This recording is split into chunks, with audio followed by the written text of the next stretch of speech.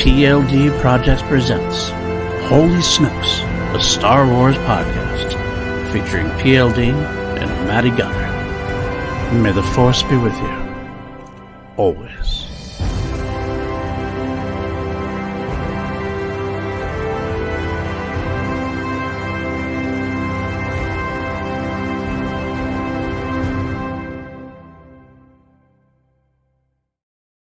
What's up, everybody? Welcome back to PLD Projects. Welcome to another episode of Holy Snokes. It's another 2 episode today.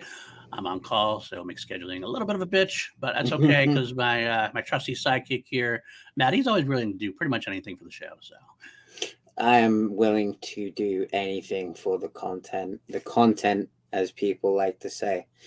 Yeah. We are. How you doing, bud? I am okay. It's been a busy week. Like I said, I'm on call, which means if he's at the top of a hat, they can call me up and say, hey, you've got an hour to get in, which makes me kind of always anticipatorily exhausted. Anticipatorily. Is that a word? I don't know if it is, but I kind of claim it. I use it all the time, so okay. I will make it legal, so to speak. But yeah, no, it does make me tired because it's kind of weird. It's a weird thing because I know that they can call me anytime. So I'm always kind of like on the drop of a hat going, yeah. Somebody calls in sick. Am I going to be needed? Somebody called in sick this morning. I looked over like, am I needed? Yeah, no, we still have enough to cover. Okay, all right, we're good. I went home and got to sleep. It's always kind of weird that day. But like I said, this is one of the reasons we decided to do 2 for this week because I don't want to risk it on 2 days. At least one day I'm like, okay, I think I make one day work, hopefully. And it wasn't going to be today. It was going to be tomorrow. Luckily, the Force was with us. And we are here. We are ready to go. And even as though I am anticipatorily tired, I was very anticipatorily excited last night. And I was very well rewarded for that excitement because we got 2 hell of 2 episodes of The Mandalorian and The Bad Batch, which we are going to get into in short order. How are you doing, my friend? I am so glad that the last few days I have just wanted to sleep in because the UFC was in London over the weekend. Right. So naturally I was super busy. I want to shout out to my friends, Fight Disciples. I know Nick from Fight Disciples watches this show. They did a great big, like a pre-weigh-in and post-weigh-in event on like a bus. Right. And like I got to be a tiny minuscule part of that, which was fucking awesome. And yeah, so just a very eventful, stressful party of a weekend. And today was the first day where I was actually okay with waking up I had to wake up at 6 o'clock this morning as opposed to 7 o'clock on a Wednesday, which is when I normally wake up because apparently time is a human construct and everything was an hour before. So I was like, okay, I'm waking up early today. And then I remembered, holy crap, yeah, it's Mandalorian and Bad Batch Day. Of course you're waking up early. What the hell do you think you're doing? Your body knows. Mm-hmm. Yep. Speaking of an hour earlier, we just had this conversation a little off air. I'm going to let you guys in on a little behind the scenes stuff. I planned the whole celebration out because Matty's doing a celebration. We're going to try to touch base on things. I might do some live streams randomly with all the news being announced or the panel, like just reviews the panels and everything. I will be going live from the live on the scene from the Narkina 5 prison run. There you go. That's definitely going to happen. Hopefully we'll have some interviews with people. Hopefully we'll see. No, we're kind of still developing things. But either way, the microphones with the cube. We don't have that in our budget yet. Maybe if enough people join patreon.com/PLD Projects or subscribe. There you go. That's what we can do. If you're here first year, hit that subscribe, hit that like, get us to that 500 subscribers. Let us be able to get Matty his mic for his on the scene reporting. But either way, I had planned out celebration. I know it's not streaming. I know there's a live stream component, hopefully for the Star Wars Celebration live stage and things like that, the normal stuff. I know we're not getting on the panel streamed, and that's a story for another time. But either way, I still want it to be up because there's always people live tweeting, always the news breaking and everything else. I was going to kind of hang out and see what happens, and we could discuss things as it happens. I had this whole thing planned out, like 11 a.m. Lucasfilm Productions, yada yada yada. And then Matty tells me today something I completely forgot about, that on Sunday, as of this Sunday, they go back an hour. So that means I have to redo my entire schedule. And push everything back an hour. Push back an hour. But now instead of having to wake up at 7 a.m., I got to go do it 6 a.m. now. And now you know how I feel. That's exactly what inspired that conversation. You just mentioned that. So yay for that. Either way. And it's like when they like I haven't watched this episode of Ted Lasso yet. I haven't watched this week's. By the way, last week's was phenomenal. Oh, yeah. You guys drop like HBO and shows like that. Drop the shows at the most stupidest time for us because it's like 3-4 o'clock in the morning. I don't want to wait up that long to watch Ted Lasso. I love Ted Lasso. I'm not waiting up till 4 o'clock in the morning to watch it. Well, yeah, it happens to Star Wars and Bad Batch too, of course. For us, I mean, they always do it at Pacific time. Midnight at Pacific time is the day. Like it just turns to midnight to the next day on the West Coast. That's when it's live. So it's 3 a.m. for us on the East Coast. We get Mandalorian and Bad Batch. Luckily for me, I work overnights, and I happen to usually have the 3 o'clock lunch. So at 3 o'clock, I go in. I get to watch both before I go back to work, and it's nice. But either way, we do have a lot to talk about today, so I think we should just start getting going. There was a lot of news breaks and some commentaries on news breaks and things we should touch base on. Some of it has been a little frustrating, and some it's not necessarily even the news that's frustrating, and sometimes it's the reaction that's frustrating. It's the punditry that can be frustrating. Bring all your frustrations here. Take them out on us. We're commiserating with you on every single level. We'll talk about it. Let's try to keep this a positive space, though. I mean, it's hard sometimes, but let's not let the world drag us down. Let's not let the dark side cloud everything. As much as we like the dark side here, I know, but let's not let the dark side control our lives. Let's maintain a positive view here. Hopefully, we can move forward. There is a reason your wall is white and mine is black. Fair enough. Which is funny because I always liked the dark side growing up, and maybe I'm just getting older and more mellow in my older age. Yep. But all right, let's start with a few news bits we have. Some of them very positive. One of them was from, again, I curate all my news from Star Wars News Net. I want to point that out. I like to give them, they don't sponsor us. Like I always say this, it's almost like they sponsor us. They have no idea we exist, maybe. But I do like their site because they do curate pretty responsibly, which is what I like to see. It's usually they're pretty clear about this is happening, or this is rumor, or this is speculation. And it's always good to have that clarification instead of we're going to throw everything at the wall and see what sticks, because quite frankly, that's what causes some of the consternation we're going to talk about. They know, therefore they can speak. Yes, exactly. I see what you did there. We're going to go first. We have Dave Filoni, which confirms the Mandalorian Climactic Event is still happening. Now, this is something that was announced per se. Not a lot of things that we're talking about today were actually ever truly announced, so that you got to keep that in mind. Kathleen Kennedy did say this at one point, but it was less of an announcement and more of a dialogue she was having. I forget exactly, was it the D23 panel? Or I don't remember exactly where this was, but she was at a panel and she mentioned that they were building towards some kind of event in Mandalorian and the Mandoverse, as it were, with the Ahsoka series coming, and was the Rangers of the New Republic series, but that's been obviously retooled after some certain character or actress is no longer with the company. They mentioned it, and then some people thought that may have changed due to recent Jon Favreau quotes that were basically stating that he had no end game in mind for Mando, that it can go for years. He has a lot of stories you could tell in that universe. So people were like, well, I thought there was a climactic event happening. What? How is this possible? Well, Dave Filoni, in all of his wisdom, has a wonderful quote that clarifies the whole thing. And it's nice to get clarification, I will admit. It's nice to get clarification. Especially when it comes from Big Dave. Yes, exactly. Not Little Dave. Not Little Dave. Big Dave. That's what we got to talk about. We'll have to actually translate that for now and just call Grogu Little Dave. Big Dave. He said when talking about it, he was asked the question, he said, well, from a certain point of view, it could build to a climactic thing, and the Mandalorian could still go on. Not necessarily an either or, is it? It's an interesting way to think about it. I tend to think, as we've been working on the Mandalorian and writing Ahsoka, then John Watts came in with Skeleton Crew, there's an entire time period that is post-Return of the Jedi. And I look at that time period, which before The Force Awakens is around 30 years of time. When you look, 30 years of time.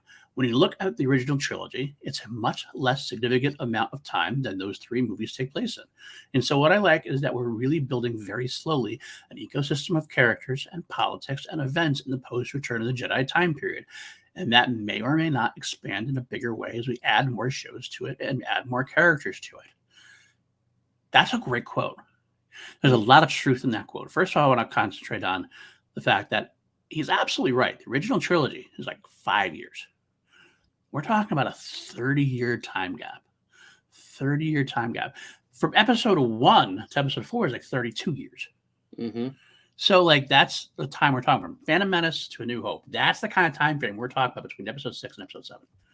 That's a lot of time. A lot of time to work with. A lot of time to play with. And I like the idea that they're slowly building this ecosystem, which means this could go on forever. We could have all these stories in this time frame. It basically feels like Dave Filoni is carving out, Dave Filoni and Jon Favreau is carving out this time period as his own. I don't think we're going to see any movies in this period. I don't think we're going to see anything like developed in different places. This is going to be their slice of Star Wars. And it's kind of like reminds me a little bit of it.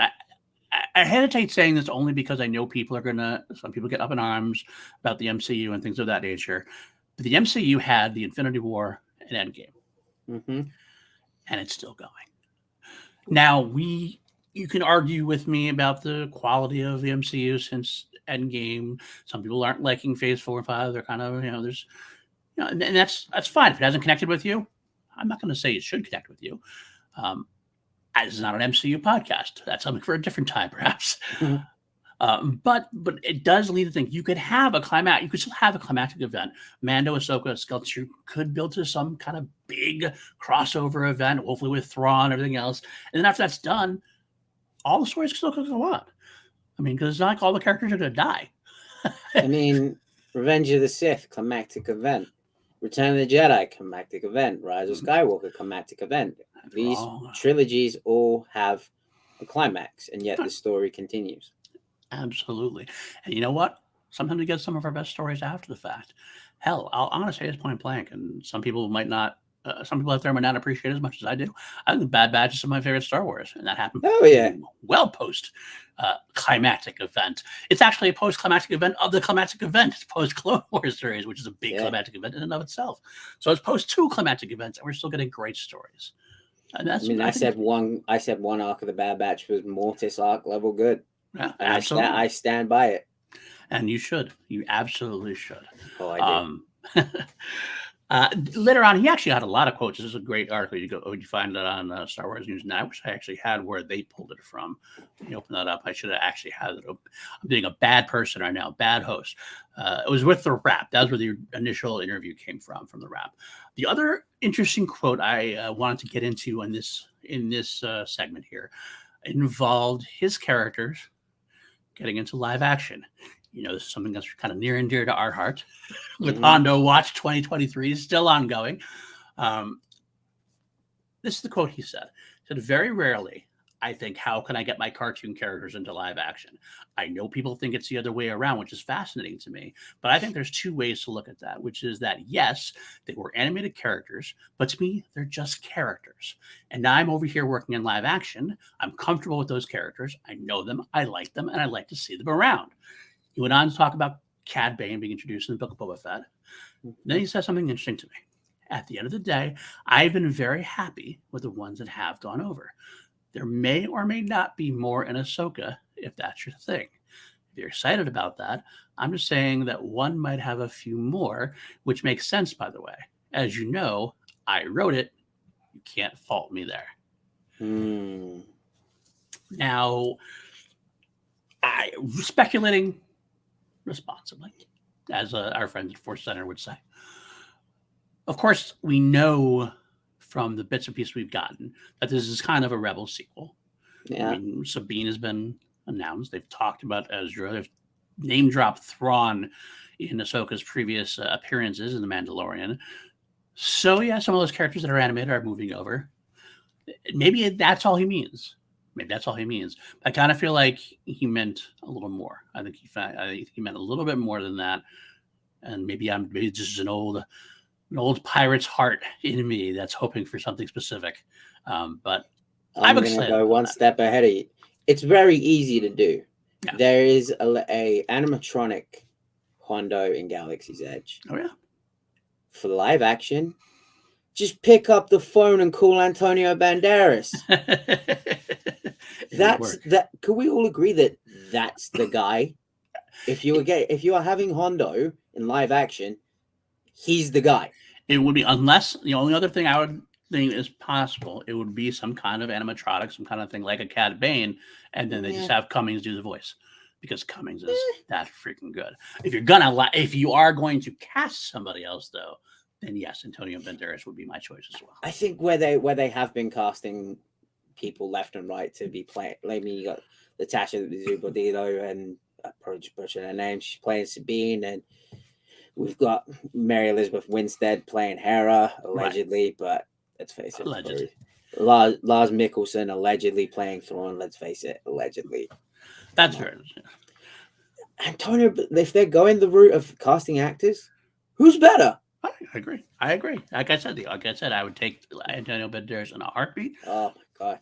Unless you have Cummings doing it somehow like Cad Bane, which is possible. Either way, and I'm possible. not just saying this because of the voice, by the way, but like go and watch the one that really got me was Antonio Banderas in Expendables 3, where he's kind of like that bumbling, like joking, like telling half truths kind of idiot kind of guy. I was like, that's Hondo. Yeah, pretty much felt like I was watching that too. I was like, this is basically kind of Hondo in action. I thought the same exact thing when I watched it. So, and like his mannerisms, like the way that he like moves with his body, like he's very like not flamboyant, but very much like, I am here. Yeah, it would fit very well. Absolutely.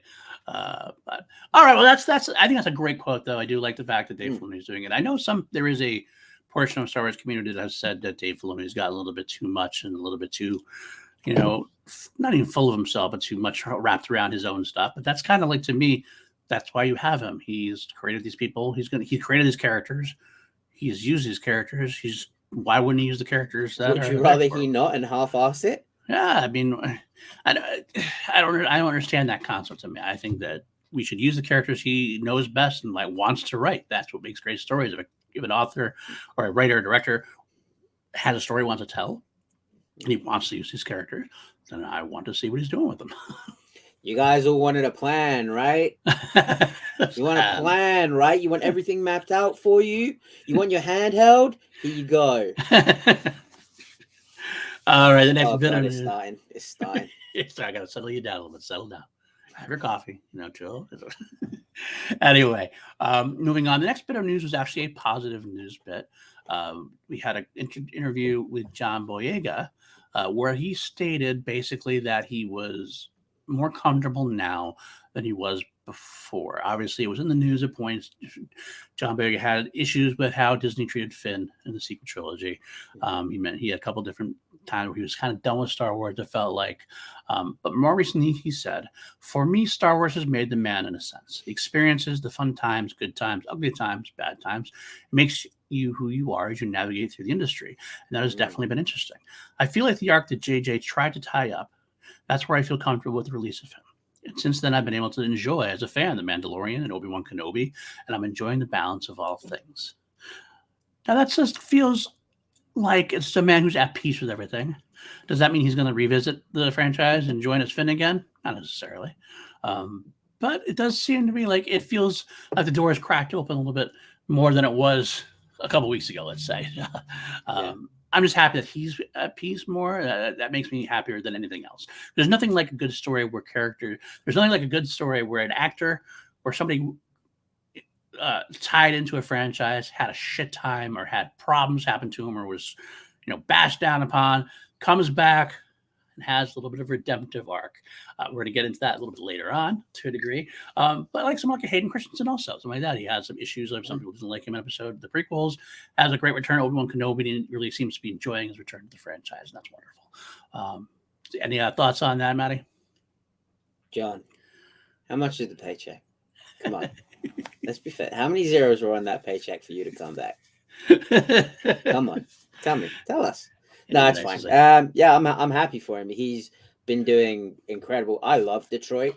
I think Detroit is a awesome movie. Mm-hmm. I think he's been, I don't want to say set free, but I feel like the burden has been lifted off of him to do these big franchise movies, because he probably had that goal in mind to do one as an actor. He's like, okay, been there, done it. I can go back to it if I want to.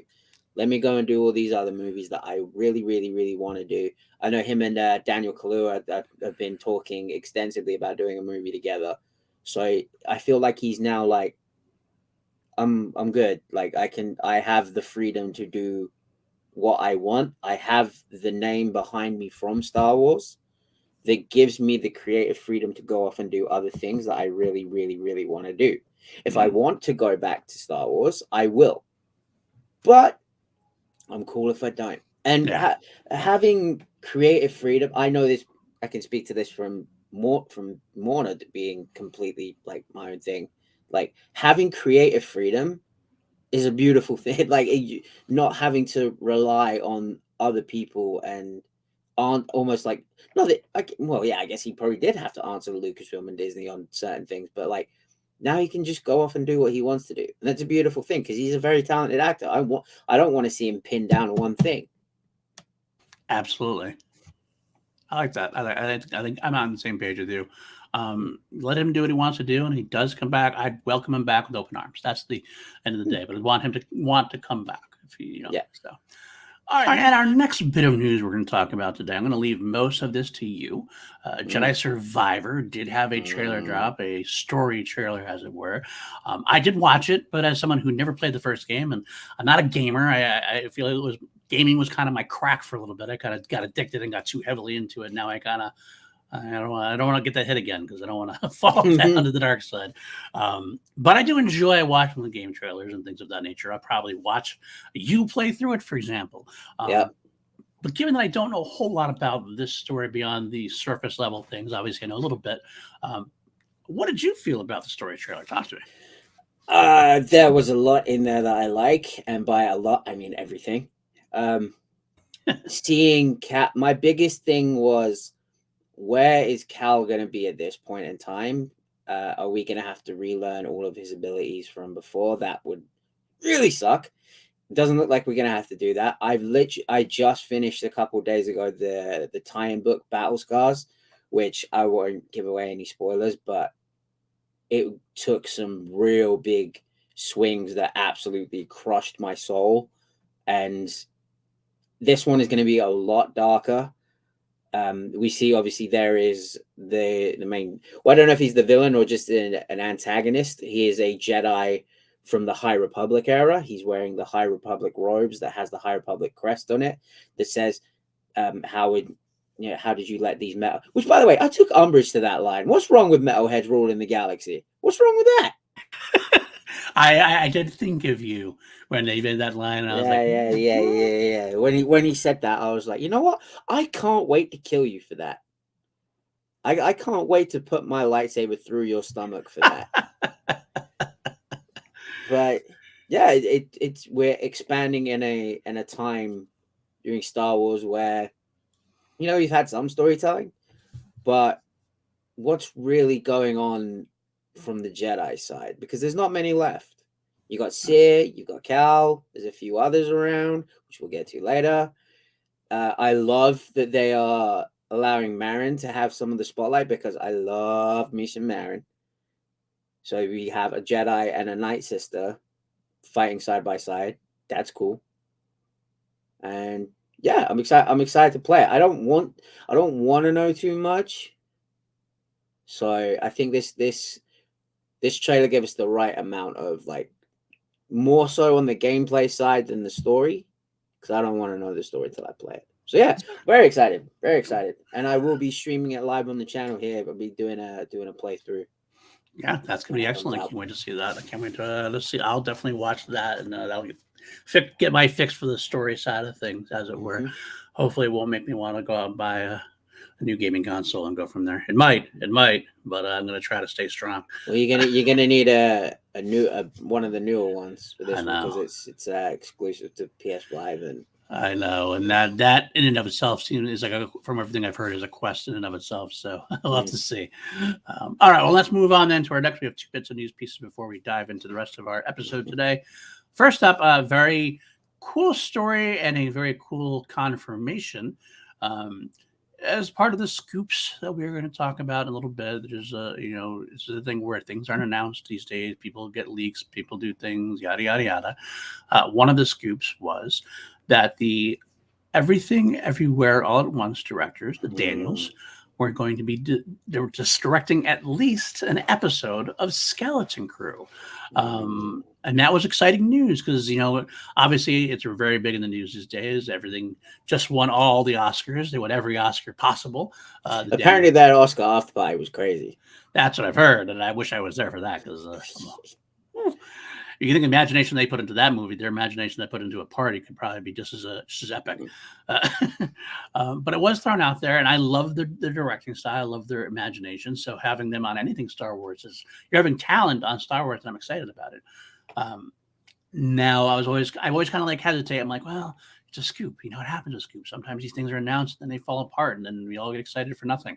Well, we don't have to worry about that because one of the Daniels actually went on to their Instagram or social media and actually commented on it and said something that I'm sure everybody should hear. I think this is a shout out to some of the pundits out there, as well as some of the hand-wringing people out there. And it's just nice to hear some of these things. I'll quote, LOL, all the people adding us about getting sucked up by the corporate machine. Can chill. These headlines are always misleading. Don't worry, we aren't working on a whole series. We guest directed one episode. John Watts approached us to do an episode a while ago before Everything Everywhere All at Once even came out. We love John. We love Star Wars. We love learning new tech. We love meeting new cast and crew. And we needed the days to keep our healthcare. So it was an easy yes. We shot it last year and had an incredible time working with the most talented cast and crew. And I'm excited for you all to see it. Our next film will be an original Daniels project, so you can stop worrying and stop bothering me about it. A lot to unpack in that quote. I love that. I love everything. Get the money, boys. Fuck it. Get that Disney paycheck. I'm all for it. I'm not one of these people that like their favorite band blows up and suddenly they're like, oh my god, no, you didn't like them before. They're my band. I want to keep them. No, these boys, they just won countless Oscars. Let them make a bag while they're doing it. Hell yeah. And you know what? And this is point blank. This is sometimes you don't want to hear the business side of things. Sometimes you want to talk about the art and the creative side of things. There's a business aspect to this. They even said, we need the days to keep our health care. They need to do something to keep themselves going in that way. And they get to do it on Star Wars. That's phenomenal. They have a love for Star Wars. He mentions that specifically. The fact that it's already done is why I say it's exciting, because it's already done. It's already in the bag, or they're doing it. They're not going to not do it. Sorry, I just had a really funny thought in my head. Star Wars is doing more to provide healthcare than the U.S. government. That might be true, actually. But either way, the end of the day, I'm excited that they're involved because it's talent on talent. I'm excited that they're excited about Skeleton Crew, which makes me happy. This is all in all, this is a completely very positive Holy Snokes story for me. It's got everything that I want. It slaps down a little bit of snarkiness out of the mouths of some people, but it gives us all positivity moving forward. So good on this whole piece. All I can hope for is Ki Kwan is part of the episode. That would be wonderful. I would love Michelle Yeoh. I'll take Michelle. Lord knows I'll take more Michelle Yeoh. I would take pretty much anybody from that cast, honestly. Stephanie Sue, James Hong, Jamie Lee Curtis. Anybody, I'll take anybody from the cast. Let's do it. Jamie Lee Curtis in Star Wars would be crazy. All right. From that positive side of things, we have to tackle this little piece of news. I'm not exactly thrilled to talk about it, and we're going to have a little bit of a rant here, I think. A little bit of a rant. Go on, be daddy. Be PL daddy. Okay. So, for a while now, we've had the aforementioned scoopers who are doing, they're doing their job to keep, to put food on their table. That's unfortunately, the way things are. Scoops drive clicks. And unfortunately, it's led to a culture in our, especially pop culture brand, IP brand, Star Wars brand specifically, where they're clamoring for any bits of news to come out. Any bits of news to come out. And one of the biggest recent news clicks back in the day was that Damon Lindelof of Lost, The Watchmen, genre writer, he wrote the Prometheus from the Alien franchise. He was attached to write and develop a Star Wars movie, and Sharmeen Obaid-Chinoy was going to be directing it. Okay. It got the fast track. It was supposed to be announced at Celebration. It was going to be the film for 2025. Leaks happening left and right. And it seemed all good. It seemed all good. And then a few days ago, Lindelof was talking about a different project. He was asked about Star Wars. I kind of forwarded this quote to you because I was like, yeah, ooh, something is not right here. Something's a little rotten. And then literally a day later, I got a holy shit. Yeah. And the quote was, I will just say that for reasons that I can't get into on this Sunday morning on this day, the degree of difficulty to make a Star Wars project is extremely, extremely, extremely high. If it can't be great, it shouldn't exist. That's all I'll say, because I had the same association with it as you do, which is it's the first movie I saw sitting in my dad's lap, 4 years old, May of 1977. I think it's possible that sometimes when you hold something in such high reverence and esteem, you start to get into the kitchen and you just go, maybe I shouldn't be cooking. Maybe I should just be eating. And we'll just leave it at that point. Well, once I read through that, I'm like, oh.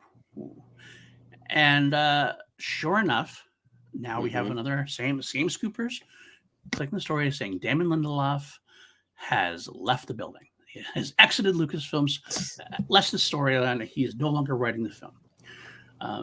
They did go on, and this is left out of most of the clickbaity headline tales. It was that the movie is supposedly still happening. They have another writer on board already. This happened actually a month ago. They have a writer on board to finish it up. And supposedly the story is still going to be announced at Celebration. It's still going to go into production in February of 2024 and going to be releasing 2025. So what's the news here? And what's the takeaway? People are going, oh God, everywhere left and right. What is Lucasfilm doing? What is Kathleen Kennedy doing? Oh my God, it's a mess over there.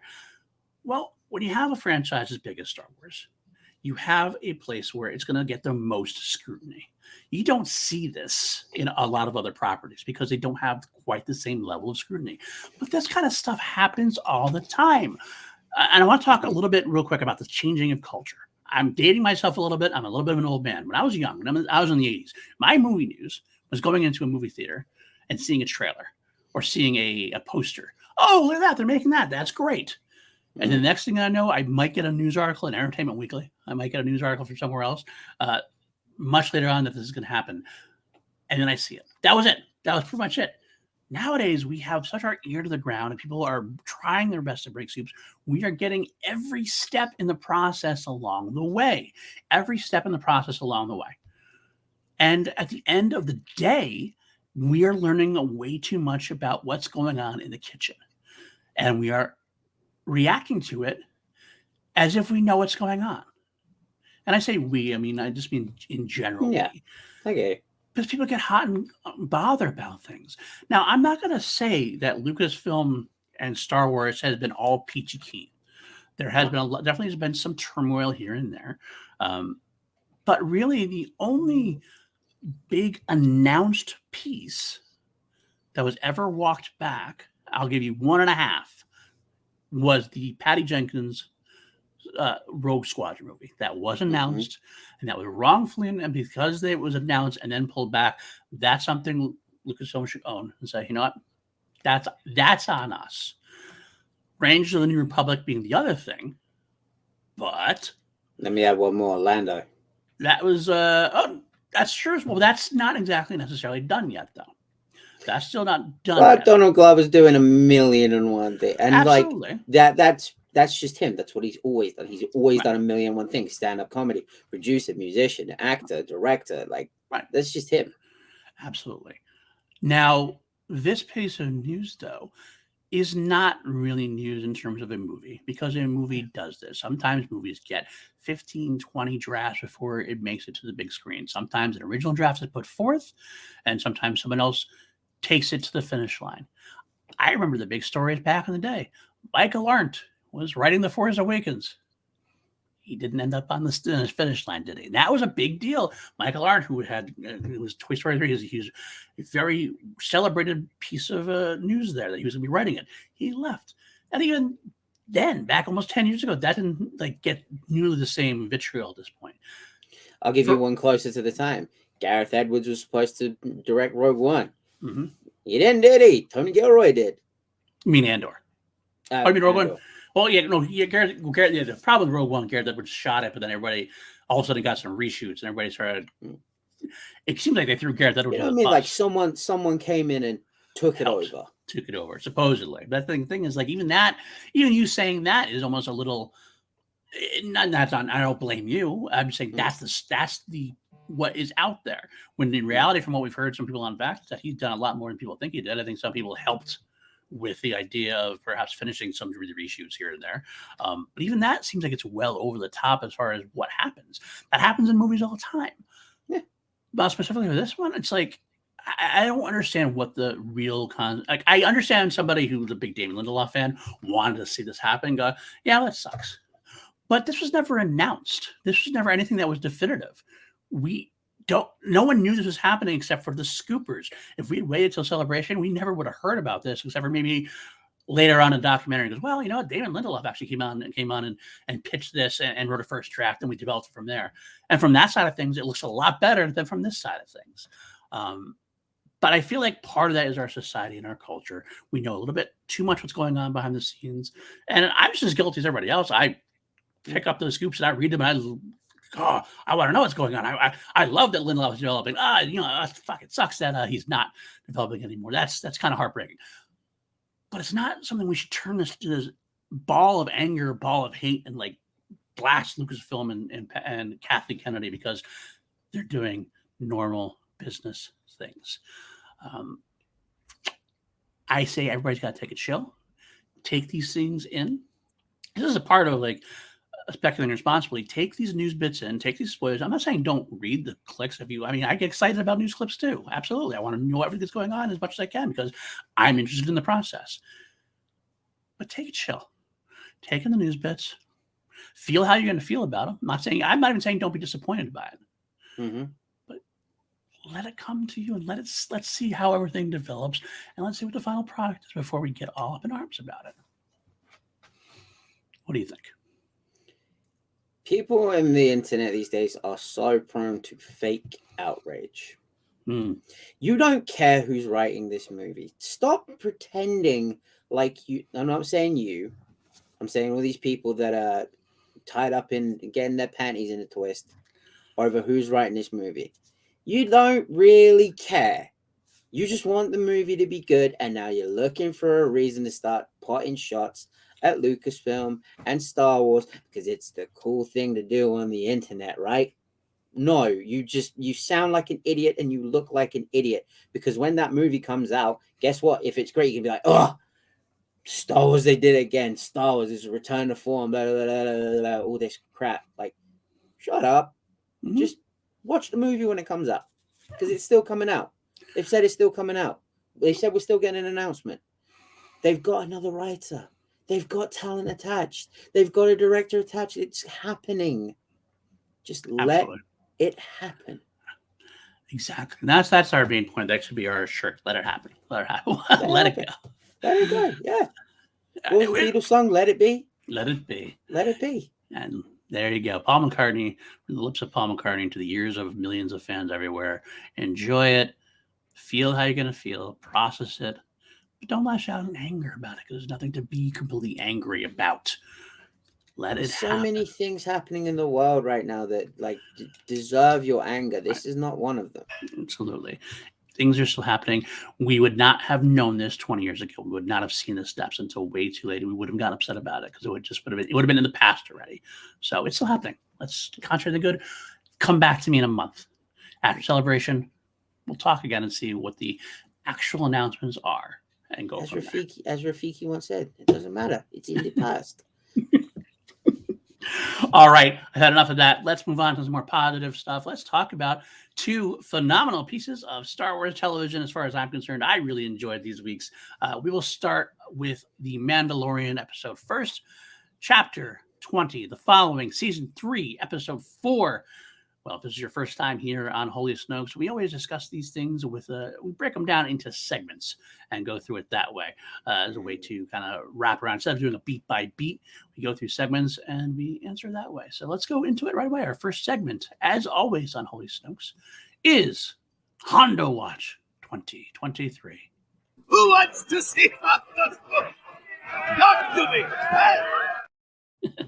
We always open with this because it's the easiest one to do. It's quite simple in fact. Does Hondo Ohnaka make an appearance? Will be his first live action appearance in Chapter 20, The Foundling. And the answer, my friends, This effort is no longer profitable. we're still waiting. We are still waiting. That's actually why Dave Filoni's news made me happier, because maybe the wait will be over sooner than later. But no Hondo in The Mandalorian this week. Nope. This is one of the few times where I'm like, okay, maybe we could have done without Hondo. I hate saying it. I don't like saying it. It pains me to say it. But maybe we could have done without him this time. I feel like it was a very self-contained episode. It wasn't a whole lot as far as epic storylines. If we were going to insert him, I almost feel like this is everything we do every week. We say no, and then we figure out where he could have been put in. He still could have been put in maybe in the flashback sequence at some point, maybe at the end of the day, but we didn't quite get there. Hondo rescued him. Yeah. That was great. But I'm okay. It is what it is. There we go. Let's move on to our next segment. We call this The Bounty. I can bring you in warm, or I can bring you in cold. This is our most traditional segment of the show. This is where we give you a basic overview of what happened in order to go into our segments from there. Not beat by beat, just the overall idea. And this will be a short bounty because it was probably the shortest episode, or one of the shortest episodes we've seen. I know a lot of people are up in arms about that. I don't really care how short the episodes are as long as they're quality episodes. That's more what I care about. I understand wanting an hour. I get that. And I would love to have an hour, but I don't let it really affect my mood. I get affected. It's like some people get affected. This is pretty a simple story because of that, though. We have Mandalorian training going on, obviously, with the covert section. We get to see Grogu training with Ragnar. We get to see Bo kind of hanging out there. Some great interactions with Din and Grogu, with Bo and Grogu, with Bo in the armor, with Grogu in the armor. We start off with this whole training section, and then this dragon-like creature. I don't know where the Mandalorians are training here, but they've got a whole lot of beasts they got to deal with. I love that they were shooting into the water, like they were probably thinking, like, we can't have any more of those massive turtle gators coming up. Let's just shoot everything into the water, make sure they're all dead. And then it comes from the sky instead, and Ragnar gets taken and flown away. Of course, the Mandos chase with their jetpacks, but can only get so far. I guess the jetpack fuel doesn't. It's not good gas mileage at this point. Bo tracks the lizard piece down. They do get Ragnar back by the end, and doesn't deserve that name. I'm sorry, he does not. I'm a big fan of Vikings. Ragnar Lothbrok, one of the greatest characters. I know it's based on an actual person named Ragnar, but like. Right, then the name Ragnar, you're supposed to be a badass. This kid sucked. Oh, wow. Very harsh. Very harsh. He's just a kid.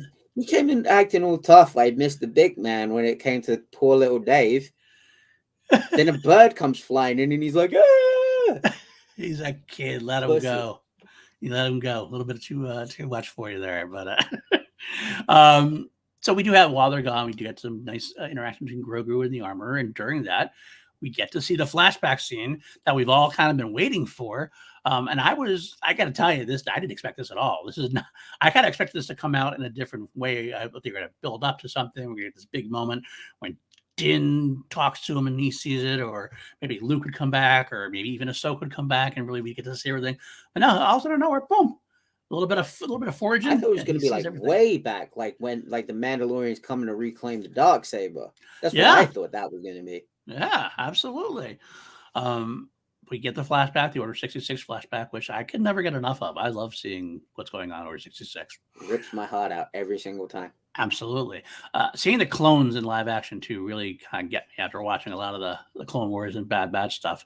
Definitely adds a layer for me.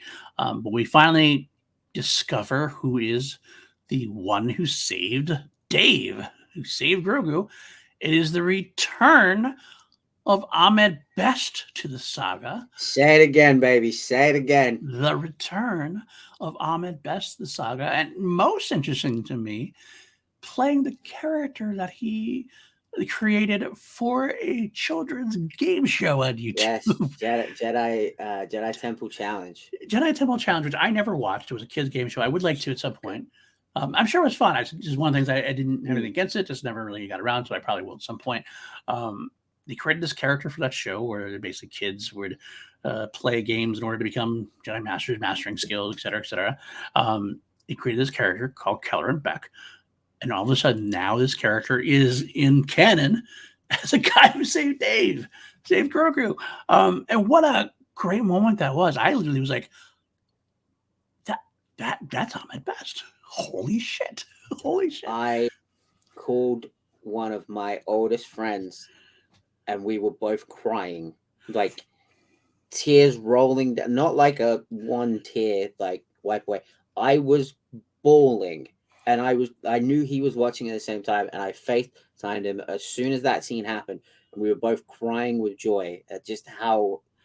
I'll get into it, but I'm getting choked up now. Like I can't believe it. And then you think about it, and you think about his character, and what that character portrays, and it's just like, of course, it made sense. Perfect sense. It made so much sense in every way, shape, or form. Obviously, he's a character who teaches younglings. He is very known for his lightsaber skills, and it makes the sabered hand. Yes, exactly. I will say, I don't think anybody can argue that one of the best things about the Disney era of Star Wars has been this redemptive arc for people in a way. Obviously, there's a lot of prequelists out there that they've been strong. There've been a lot of people now who grew up with the prequels as their Star Wars movies, are old enough now to defend them. Nothing defending, but obviously they went through some shit back in the day. I lived through that. But we get to see some of these actors like Hayden Christensen come back and be excited. Ahmed Best, who went through some shit. He went through some deep, dark times, and partially because of some of the backlash he received for. It wasn't partially. It was 100%. At least partially. I don't know. I read stories. No, but absolutely. The treatment he got for Jar Jar Binks, a character that he was amazing at doing the job he was given. Like, he was given a job. He did it well. You didn't like the character. So what? Deal with it. But his return to the franchise already well, and with the game, the Jedi Temple Challenge was nice. But seeing him get a chance to be a key figure in this universe as a Jedi, as a kick-ass Jedi who saves Grogu, that is such a great redemptive storyline, such a great positive storyline, and it's something that Star Wars can do. I loved it so much. So then we go back to the rest of the episode. Obviously, we have this great moment at the end with Bo in the armor. Bo confides in the armor that she saw the mythosaur. Again, something I didn't really see coming. She's very shifty about it with Din. And all of a sudden now, after a little bit of time, is she kind of like drinking the Kool-Aid a little bit? She seems like she's drinking the Kool-Aid a little bit. She's like asking, how do I eat? What am I doing? She's keeping her helmet on. I don't know what's going on here. Is she doing it because she wants to use these people? Has she got something shifty going on, or is she actually drinking the Kool-Aid? It almost felt like she was actually drinking the Kool-Aid and mentions it to the armor, who kind of dismisses her a little bit. It's like, you see everything when you're doing good, and it's a vision. He's just like, no, it was real. Well, okay, have fun. It was very much like Jesus, God, whatever you believe in. It's like very much like they're everywhere. Yeah. If you just open your heart and your mind to this, right, you see it everywhere. It was very much a lot of that, and I was just like, well, duh, of course it is. It's like a cult, like religion. But either way, short but sweet episode. A lot of fun, a lot of stuff we learned. I think it is a lot of setup, which we'll talk about pretty soon. All right, well, let's move on then to our next segment. I think we all kind of started already, but let's do it. Yeah. Mando of the Hour. Let's just say they might recognize my face. I think we both have the same Mando of the Hour this week. This is where we pick our favorite character of the week. Could be the Mandalorian, could be a Mandalorian, could be someone entirely different, could be a Jedi from a flashback. Matty, where do you go this week with your Mando of the Hour? It is 100% not just Keller and Beck, but Ahmed Best. There with you. We've already said, and this is where I get on my rant. We've already seen that he's the perfect choice to have saved Grogu because he taught Padawans. He taught children. I saw this thing earlier, and I don't know why I let it get to me, but it really fucking got to me. Mm-hmm. And I apologize for any adult language or any trigger warning here. Someone said that they could have done better. What the fuck are you talking about? Write the show then. Go turn in a script to Lucasfilm. If your ideas are so much better, then surely they'll pick up on it, right? No. And don't try playing gatekeeper with me because I'll just kick the gate right off its fucking hinges. Who are you to tell someone that something that they cherish, something that they love, doesn't belong in your Star Wars? Guess what? It's not your Star Wars. It's not my Star Wars. Star Wars belongs to Disney. So what they say goes. They're the ones that call the shots. If you don't like it, don't watch it. And like you use the term redemption.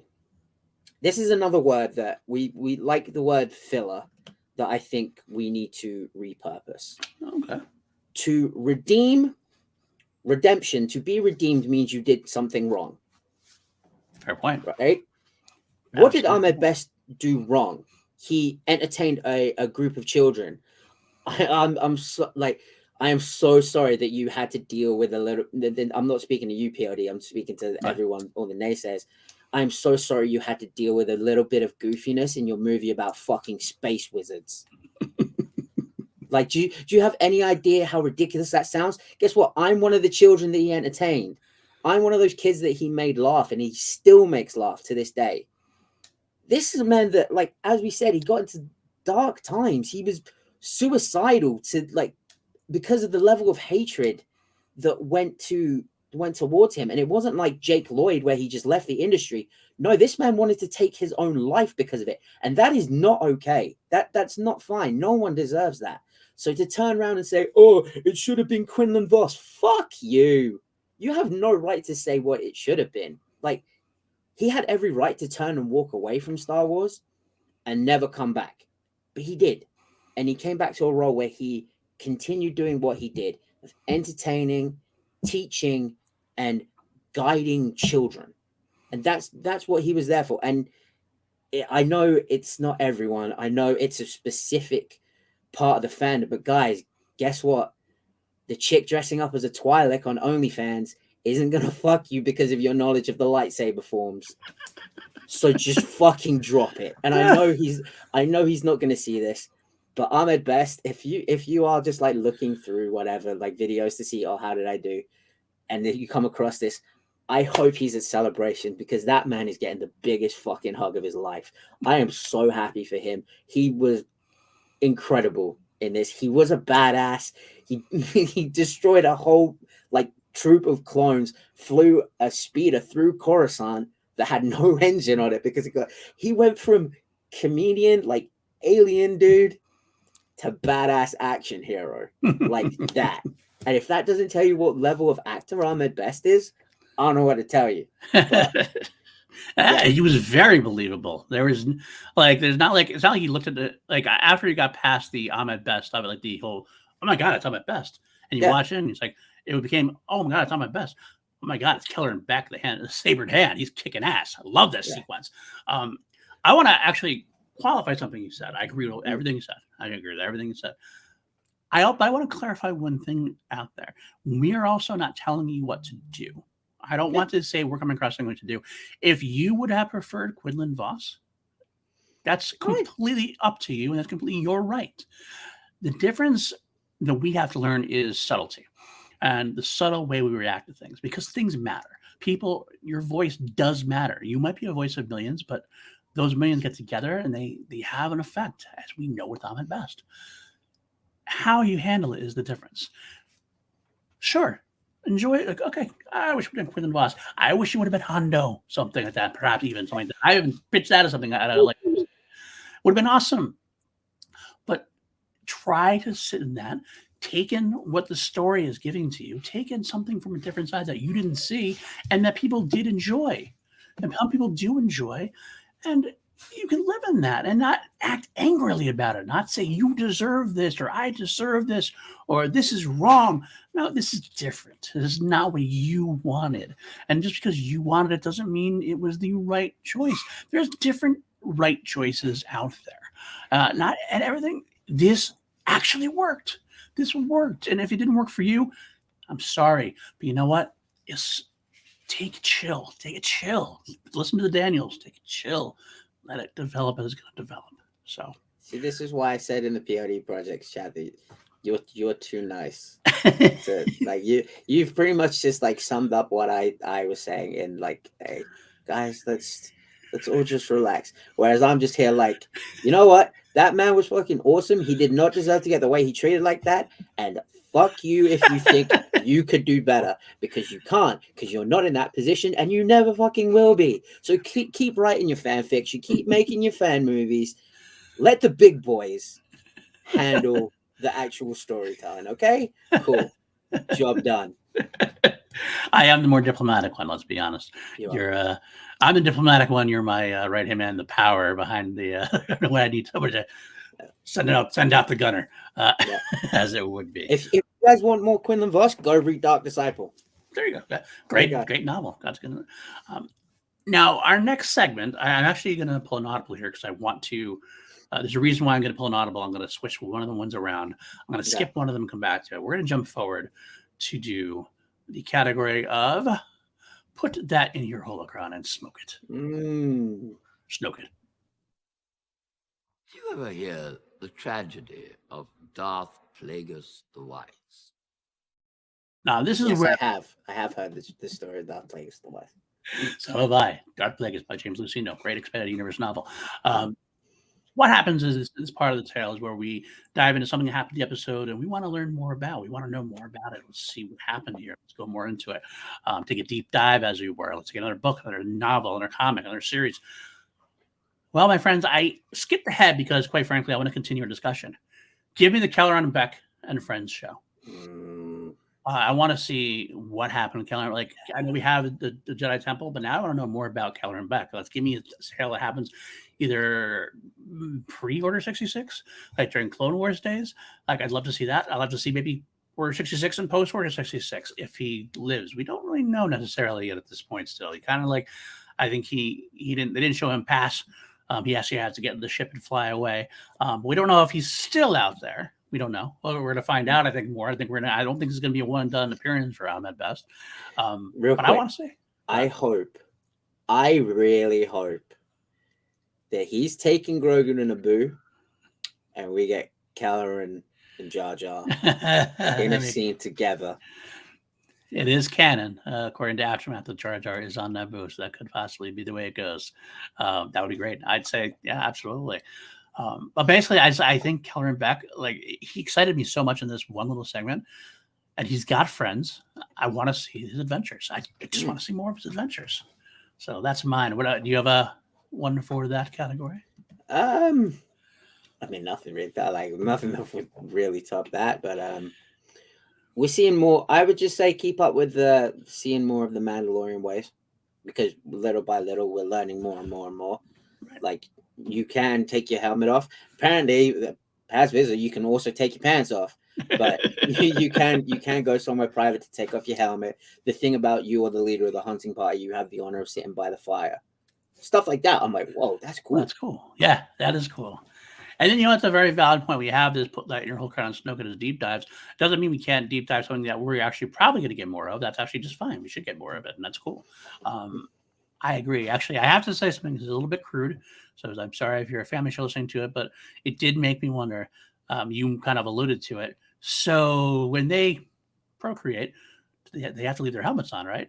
So it's like the helmets stay on during sex. During sex. Okay. It's not there. We're just advantage point there. And I told you, so many people said, nah, that's not Paz Vizslá's kid. I said in the very first episode of the show that was Paz Vizslá's kid. I knew it. I could see by the way he was looking, like, that's my boy. So many of you guys out there call me crazy. Crew's crazy now. And as to the family show thing, I think I blew that. Probably did a while ago. Yeah, I think I blew that one wide open. That's fair. All right, let's move back. Then we're going to jump back to the one we skipped.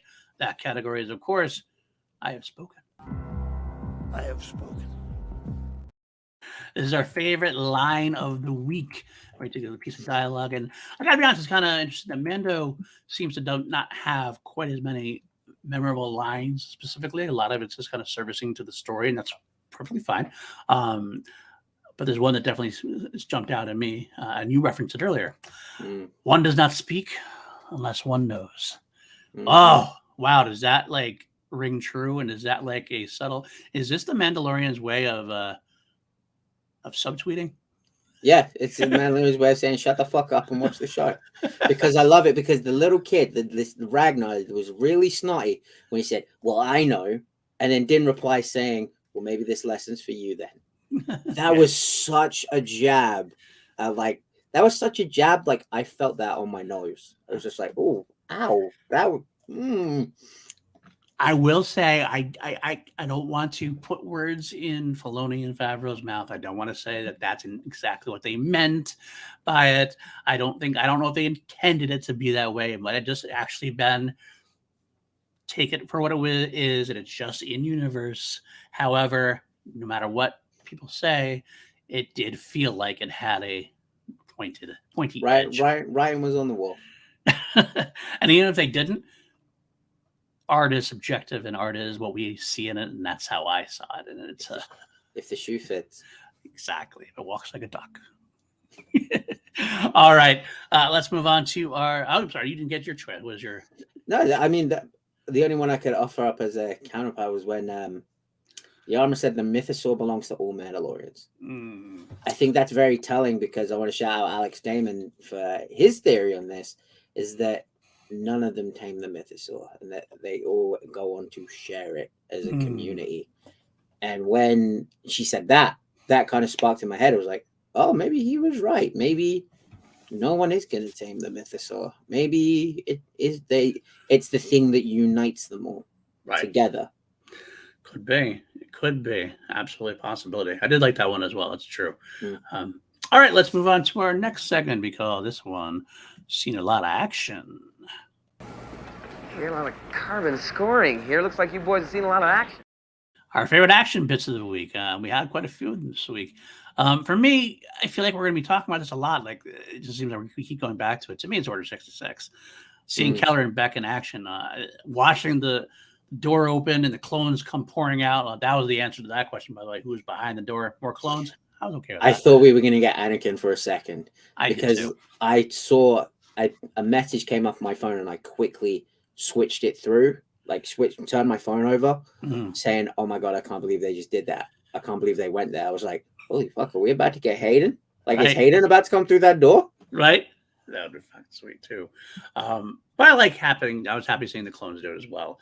But to get more of the deaths of some of the Jedi that were fighting through, and then Keller and Beck figuring things out, grabbing Grogu and running.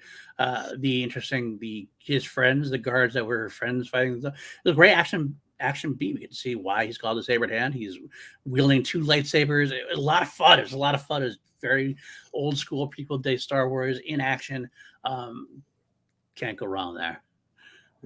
How about yourself? What was your favorite action bits this week? Yeah, you've met me in person. You know that while I am fairly statured, I am not the tallest of guys. I would just come out and say it. I'm not the tallest of guys. Grogu showing Ragnar Vizsla that he may be short, but you can still catch these tiny little hands, spoke to me on a level that reached my soul. They're like, hey, he's saying, isn't he too little? Like, he's so little. He's not even wearing a helmet. He's too young. He's too young to fight. Hey, guess what? Little people still got hands, bro. And when he did I just love all of Grogu's little movements, because you can tell it's a puppet. Right. I'm just going, whoop, made you look, whoop, made you stare, boom, boom, boom, hit him with the 3. And it was just like, because Ragnar was just hitting with 1. Right. But the other Mandalorian didn't say that Grogu couldn't use all 3 at once. No, not at all. He's playing by the rules. Nice little action there. A little encouragement from Din and from Bo, too. The Bo Grogu interactions were pretty cool. Bo was sliding into the mum role very nicely, because she was very much the mum, like, he's just being that way because he loves you, because he's your dad. He's proud of you. That's what it is. Yeah. Mm. Love that. I love that bit too. That was great. Great moments there. Actually, that leads very well into the next segment for me. I'm going to talk about it now. Laugh it up, fuzzball. Laugh it up, fuzzball. Is our favorite humorous moments of the week, and to me, the Grogu training was my favorite humorous moments of the week. It was action and humor. That's what Star Wars does best to me. And I will be honest, I could see a world where some people thought it was a bit too ridiculous in a way. I know a lot of people had issues with Yoda and Attack of the Clones, and that was too much for them. Seeing a little puppet getting a little dart they put on his little puppet head. It did border a little bit of ridiculous. I'm not going to lie. It did border a little bit of ridiculous. Now, you could either let that take you out of it and not enjoy it, or you can embrace it and say, let's see what they got. And if you embrace it, it's a lot of fun. And Judge me by my size, do you? I love it. Him like getting shot, looking up at Din. It's like, I know what you can do. You know what you can do. It's just like, hey, don't look at me. Look at him. Yeah, exactly. Having to, it's a great moment of this. It's a pretty much it's what Star Wars is. You have to give in a little bit of ridiculousness to get the best out of it. And I laughed along with it. It was a laughing moment. It was a fun moment. It was actually an emotional moment seeing Grogu grow like that. The other thing I would make an honorable mention for was the crabs, where Grogu is meeting and he sees the rocks moving, and then all of a sudden he leaves. All the crabs leave from him. I thought that was him using the Force at first. I did too. I also thought, is he actually meditating and trying to use the Force? We're going to Luke's training a little bit, maybe. But no. He's like looking out over to the water. It's like, he's meditating. He's doing rocks. His kind of training. Yeah, he's doing his kind of training. No, he's picking up crabs and going, ooh, crabs, ooh. How about you? What was your laugh it up moment? I was so dumb. I can't believe that it was a thing. When they're scaling the rock face, the sheer struggle that Paz Vizsla was going through with his big old suit of armor, his big old jetpack, his massive gun, and you can just see the strain that he's putting on the cable as he's trying to climb up the mountain. I was just like, how strong are these cables? That's a big dude wearing a lot of heavy stuff. And it's just like you could see him like, you could see he was struggling with it, and everyone was just kind of like going past him. Right. All right, let's go on to our next segment then. Call this one Parsecs. It's a ship that made the Kessel run in less than 12 parsecs. This is where we rank the episode on a scale of 1 to 11, because we always turn it up to 11, not 12, not 1 to 11 on PLD projects. What do you give this show as a rating? I give it a 10 because we got Ahmed Best.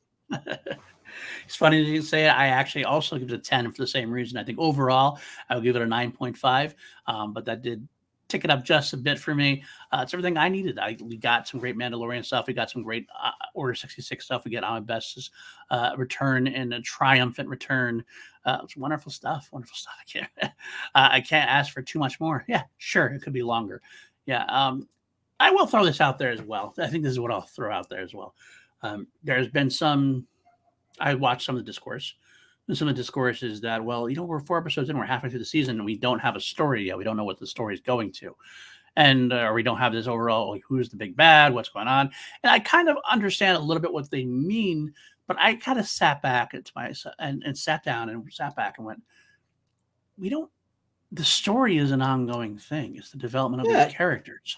That's what we need to. We know our story is about finding family and finding out where we belong. We have bits and pieces of a big bad. If we're obviously leading towards a supposed climactic event with a bunch of different series, we're not going to get very far in the first chunk of it. Our first chunk of it is doing just fine. We are getting these characters together and learning where they are, learning where they need to be. We're still developing these characters. We're still getting bits and pieces of things. We're getting New Republic world building. We're getting Mandalorian world building. There's a lot of stuff going on. We have 4 episodes left still that are going to take on some of the big moments you're really looking for. I don't see the problem with what's going on right now. I think not every show needs an overarching story in a season. You can have a serial story with some episodic content that has some vague overall tones of direction. We have direction. It's just not as clear as some people would like it. Some people need some hand-holding, I guess. And I don't. I like where we are. I like where we're going. Mm-hmm. But anyway, let's move on to our final segment of this episode review before we move on to the Bad Batch. And we are definitely going a little long today, but that's okay. This is Force Vision. Premonitions? This is where we take a look at the foreseeable future, short-term, long-term. What's going to happen? Is it next week, or is it by the end of the season? Is it 30 years from now? Something from this episode. What's going to happen in the future as we take our prediction, our Force visions, and seeing what we think is going to happen? For me, it's all about Din and Bo. Bo has gotten a lot of screen time. We've ended a lot of stories with her. I think the short term, we are going to get Din versus Bo for the Darksaber. That's going to happen. I don't think he's going to die. I don't think he's going to die per se. I think Bo is going to come up triumphant because I think Bo is going to be the leader we're looking for. Long term, Bo is going to take over, become in charge of the crew. And I think she's going to return Mandalore to a great honor. I also feel she's going to change the Children of the Watch.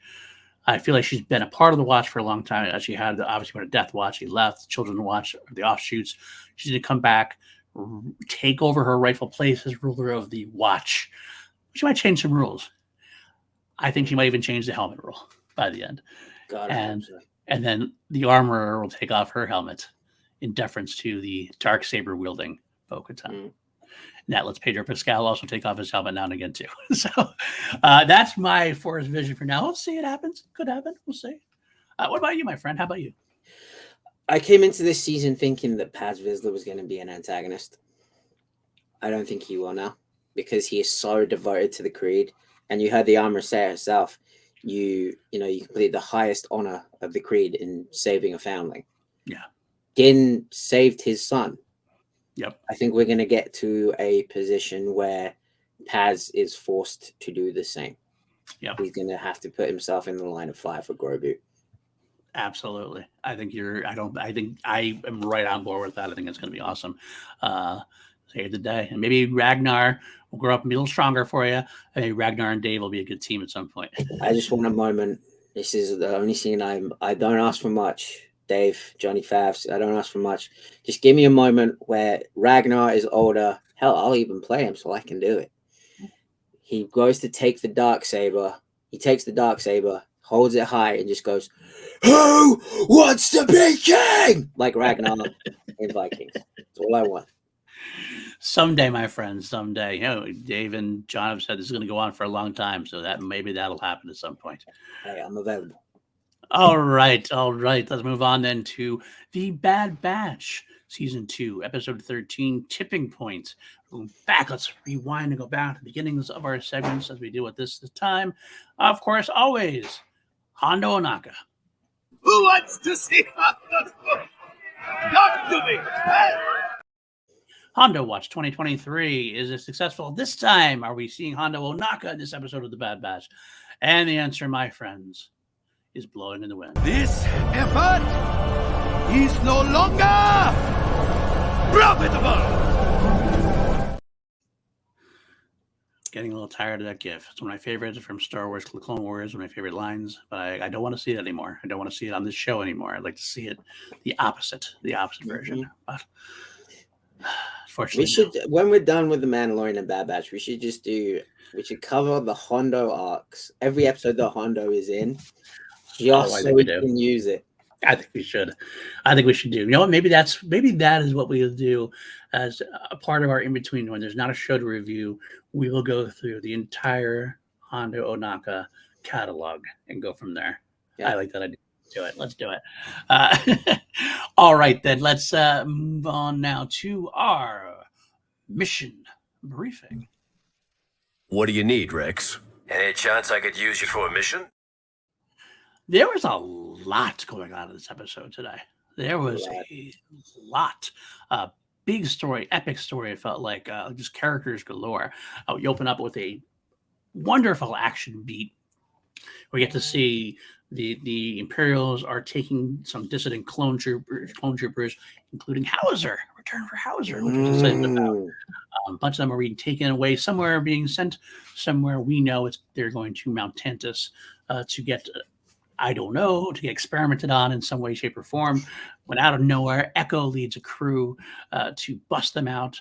They bust out the clones that were there. They get some data, but not all. It's interesting. We don't see Rex involved in this part. We do Echo. We get Gregor, get a couple of newbies, Fireball, Nemec. But it's a great bit of action sequence. Nemec, yes. That was one of the ones that were named, yes. Yeah, I didn't see that. Yeah. Nemec's a clone. Cool, that's a new theory. That's a clone trooper. Holy crap, is Nemec Snoke? Maybe. But yeah, they bust them out, they get out, and obviously it leads them directly into, well, I can't break this data. Who do I know? Who does Echo know? I might be able to get some data from a corrupt data bank. Of course, she's going to go bring it to Tech. But before we get that, we switch over to Mount Tantus. And I am loving Hemlock as being voiced by Jimmy Simpson. I love Jimmy Simpson as an actor, and his voice is just very good at being evil, very good at being dripping with that kind of like poison. And he gives Crosshair a choice. He wants Crosshair to help him track down Clone Force 99. And right away, Crosshair realizes that they're after the kid. And it's kind of this cool moment. I almost saw the flashbacks in Crosshair's eyes of the moments at the end of season 1 where they had that mini bonding moment, even though he's not a big fan of her. I don't think he'd give her up at this point, considering everything he's been through. And he doesn't at first. He refuses. They torture him a little bit. And they talk about what's going on. So they leave Crosshair to be interrogated, to torture, to the point where they're going to try to get him to rat on the batch. We shift from there. We get to go to the Martez's repair shop, I guess. I never knew that was going to be a rebel base, but it turns out that's the Clone Force base of operations. No sign of the Martez sisters themselves. We do see Echo and Gregor and Hauser and all the escapees talking to Senator Tucci. Yep. Senator Stanley Tucci. It's his alien niece or something like that. And it's a nice little bit of exploratory things. We get to see that Chuchi's still involved helping with the clones and figure out exactly what's going on. We get to see more about this Echo and Rex operation that's going on. Interestingly enough, still no Cody, still no Rex. Yeah. I feel like either Cody hasn't made it there yet, or that's a story that Dave wants to tell somewhere else where we get to see Echo and Rex and Cody have that meeting before Cody is brought back into I think we see Rex bringing him in, so to speak, somewhere, shape, or form. We go back to there's a lot of shifting. There's a lot of Bad Batch usually takes an episode and it's like all on one or all in one place or spot. We only got 3 left. They got to start tying stuff up. They're going back and forth a lot of different places. We go back to Mount Tantus and we get the escape attempt from Crosshair. Now, you kind of have a feeling it was going to fail. They pretty much point blank said you can't get out. There's no way you can get out of this place at this point. But he doesn't go to get out. In a fist pump moment for me, we knew this was kind of happening. He shot Nolan last time, two episodes ago. That was our big fist bump moment of Crosshair realizing that they're not on his side and he shouldn't be on their side. But even so, you don't know what's going on. He could have been trying to escape and just do something on his own, but no, he finds a way to try to get the message out. You guys need to run. And he sends out plan 88. Yeah, going to hiding, they're looking for it. It's like, yes. I had that fist pump on myself. I'm like, there's Crosshair helping out. I love it. Yes. So, all right. We get that. He does get captured again, but he did get the message out a little bit as far as we know. Finally, at this point, we go back to Pabu. You see it, the clones there, the Bad Batch are having the time of their lives, doing what they're saying, rebuilding. Wrecker is really enjoying himself, fishing, helping them out, becoming an integral part of the island, as the mayor says. But of course, he talks to Hunter, and Hunter's like, are we going to stay here forever? Hunter's not sure. He feels like he's wavering a little bit. There's a lot of stuff going on. But he's still kind of in that, like... He wants to. Even Echo, he was like, I'm considering it. Might be good. But yeah, we're doing that whole thing. Now, during this, of course, we get Tech is giving, which is a lot of fun seeing her develop, getting more of those lessons in. We'll talk about that a little bit more. I think a little bit. We'll get into a little more deeper detail later on. Yeah. Echo approaches. Echo joins them on the ship, or on the island rather, and we get a great reunion between Echo and Omega. Echo and Tech have these moments where Tech has this very Tech like, "Hi, you need help? Okay." He didn't even say hi to the guy. He was just like, "Oh, so you want me to do something for you?" All right. Okay, that's fine. And they get that he decrypts some of the data. They get a little bit of the data. They have a nice little interesting moment between Echo and Hunter talking about Sid, and Echo being surprised or not sit with Sid. Yeah, and then we go back to Mount Tantus, and we get an appearance from certain Governor Tarkin. Governor Tarkin and Hemlock have a conversation about things, and I guess we learn now. We know that one of the titles of the episodes in the future is the Summit, which I thought they were talking about the summit of the mountain. Yeah. It's not apparently, because Governor Tarkin says that there is a upcoming summit where Hemlock will be giving his full briefing. I believe that will be the summit we are talking about as the titular episode gets into. Tech. Then we go back to Pabu again. We see the Bad Batch gets the message from Crosshair as he searched the old layers, because Tech finds out that Crosshair is also a prisoner on this planet, and they're all excited, like, "Oh, he turned against the Empire. When did this happen? Is it true?" They get a message from him. He get the Planet 88, and they're kind of questioning it. Obviously, he's tried to lead them in traps before. They're not sure what's going down. We're trying to figure out what's happening. They're trying to figure out how they're going to do it. We don't really know.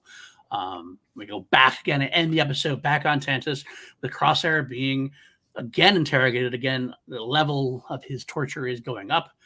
We don't know what's going on necessarily, although interestingly, Emery Carr, the Omega sounding doctor, who is voiced by Keisha Castle Hughes, seems like that use her for a big role of some kind, watches with concern while Hemlock is smiling. So is that leading to something? We don't know. We'll find out. But we'll get into that more as we go forward. Let's move on to our segments. Bachelor of the Hour. I was hoping for the whole squad, but you'll do. Bachelor of the Week. Who is your favorite character of the week? It could be a Bad Batch, could be a non-Batcher, could be somebody just appeared in the episode. Lay it on me there, Matty. It is a non-Batcher. As someone who appreciates the importance of fine male grooming, I'm picking Hauser with the good hair, because how that man manages to keep his hair so high and tight and permed, I don't know what product he's using, while he's been captured by Imperials, probably been tortured a couple of times, probably been beaten a few times, yet his hair still looks immaculate. Bravo, sir. I'm sensing a marketing opportunity here. Hauser's hair products. If you dizzy, you know what you're pomade. Yeah, some pomade with Hauser, like holding it up. Yeah, I'm all for it. I'm all for it too. I love it. That's that was surprising. Hauser. Very excited to see Hauser. I was also very excited to see Gregor. I'm not going to lie. Gregor being involved. It was nice. But for me, I'm going a little tried and true. I'm going a little bit maybe predictable to a degree, but I don't care. And to me, it was Crosshair. I love seeing Crosshair really kind of taking a step forward, making that extra step to try to protect his brothers after everything. I know you don't want to use this is a true use of the word redemption, I guess you could say, a redemptive arc for Crosshair, where he has fucked up for a long time. But he still overall loves his brothers, and he's still trying. Maybe he's now trying to do the right thing, even if it's a little late. Might not be able to forgive him. Some people might not be able to forgive him. Maybe he's unforgivable. Maybe some of the things he went too far. But he's still trying to do the right thing, and that makes him the most intriguing character for me for the week. God, I love this show. I love this show so much. All right, let's move on to our next category. I spec. The ability to speak does not make you intelligent. Now get out of here. And where we talk about, again, our favorite lines of dialogue from the week. I always feel like the Bad Batch has great dialogue. I really love a lot of the lines they say. There's always quite a few moments that, whether it's humor or whether it's something poignant. Matty, what was your favorite line of the week? Mine was again, the greatest unintentional comedian in Star Wars history. It was Tech when he's giving the flying lesson, and he does what Omega does what is now dubbed as the Tech turn, and Tech goes, "Now that is not what it's called," but I kind of like it. It kind of made me think of Pedro Pascal in Wonder Woman, where he goes, "Life could be good. Life is good, but it could be better."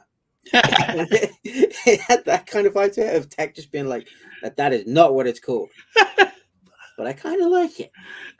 I'm not going to lie. I actually had the same thing. It was actually my favorite line of the week as well. I will jump forward. I don't have the exact quote, but for an alternate measure, it's actually the same thing. So that when Echo shows up, and Echo just kind of goes, so you've been keeping up with your training, huh? That's this kind of moment. It's like, it just led the family, that family moment that you love. Really good moments. That and Tech's just like, when they're saying, "Oh, the collision sensors haven't gone off yet," it's just like, yeah, that's because they were disabled in your last trip, but because of my intellect and my good sense of judgment, like, you have gotten better.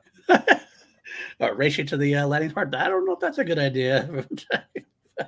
Overall, very good, very humorous moments. Nice, very nice. All right, we had the same one there, so let's move on to put that in your holocron and Snokes. Do you ever hear the tragedy of Darth Plagueis the Wise? Once again, something we want to deep dive into. Well, the Mandalorian universe, I want the Keller and Beck show. In the Bad Batch side of things, give me the Rex Rebel Cell show. I want to give the show where we deep dive into what Rex and Echo are up to. We get a little bits and pieces of it here. Obviously, we see that they're hiding out on the Martez base, the Martez garage as a base of operations.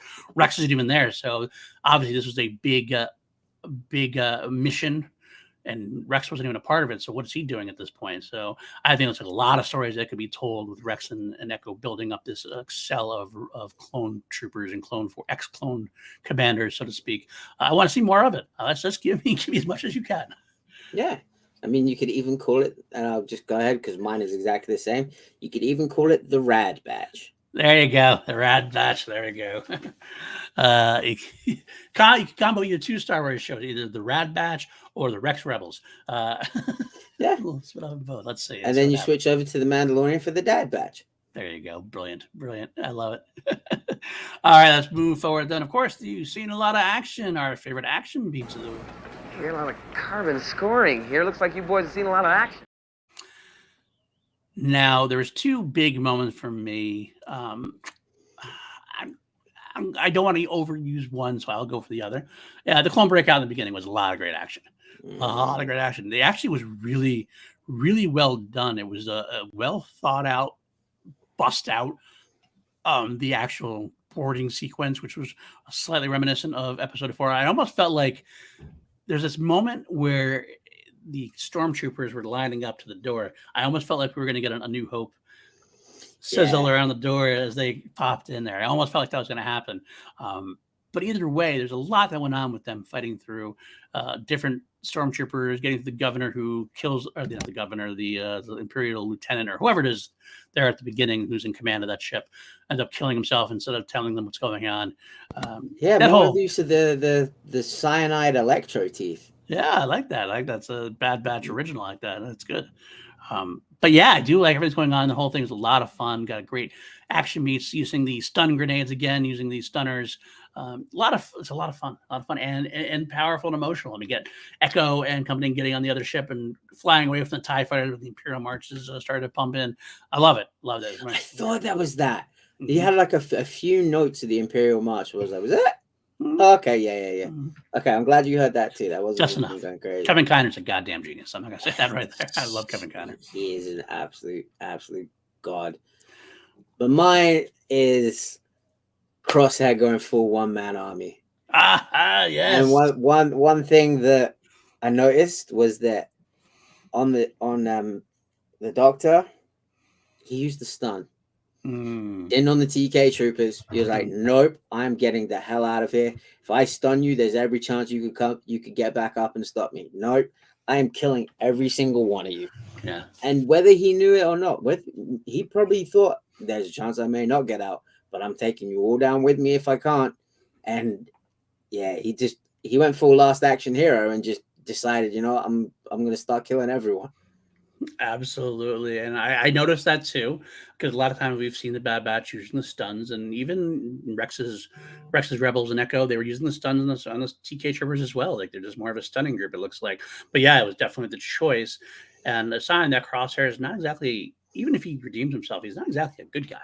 He's not like he's going to become all of a sudden full blown hero and role model, things of that nature. He's still Crosshair, and he's like, I need to kill you because I need you to just not stick around. And I like that because gives us something different to look at. Yeah, exactly what he did. He took him out. I loved it. Quite a bit. So, All right, then we'll move on to Laugh It Up Fuzzball. Laugh it up, Fuzzball.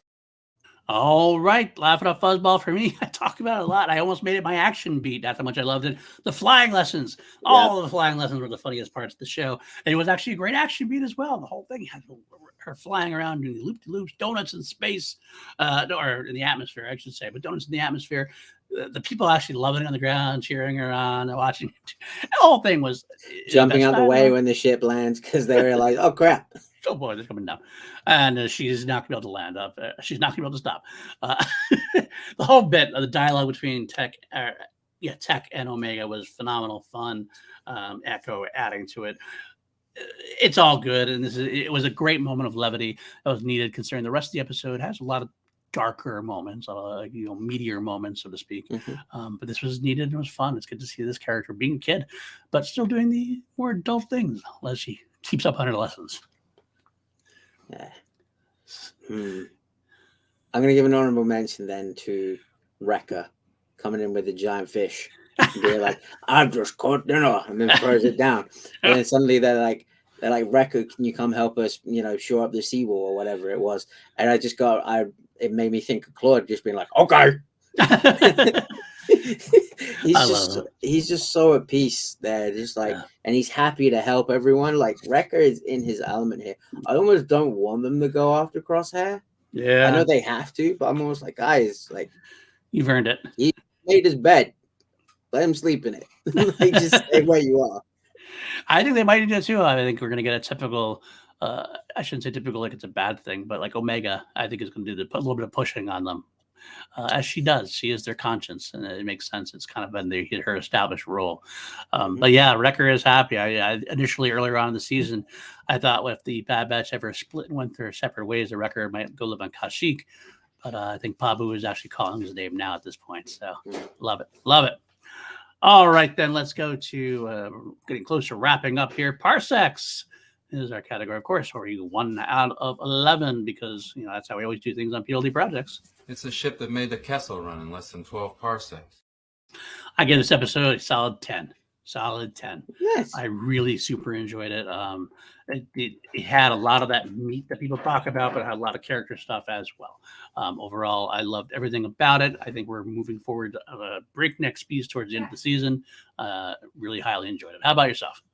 Yeah, I'm gonna give it a 9. I think it was one of those ones that I'm like, yeah, I really enjoyed this, and it's keeping the story moving. As I say, this show has been the perfect balance between Andor and the Clone Wars, and I think that we are getting this. I think this was the perfect example that we got the fun stuff on Pabu, and we got the dark stuff on Mount Tantis, and I think going forward, I think we're going to get a lot more of the latter. So any moments of joy that I can take, I'll take them.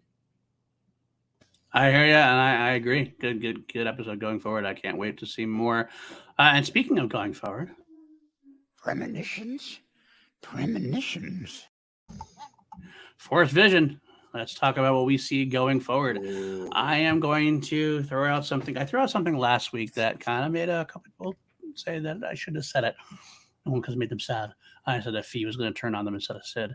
I'm going to throw something else out there that is definitely going to make people sad, and I have to say what I said to this person. I said, I think it was Douglas who actually said it too. I can't control what the Force brings to my mind. I have to just say what comes to my mind. I think we're going to see the last Echo this week. or this upcoming season. In what way? I think Echo's going to sacrifice himself. La la la la la la la la la la la la la la la la. Why am I pressing my headphones closer in? That just means I can hear you more. And here's why. Here's why it makes sense to me. The whole storyline of the Bad Batch is finding that family, finding their place in the universe. Echo found his place in the universe. It's not with the Bad Batch. The Bad Batch is definitely much more the A-Team, or maybe even retired. Echo is much more driven about helping the clones.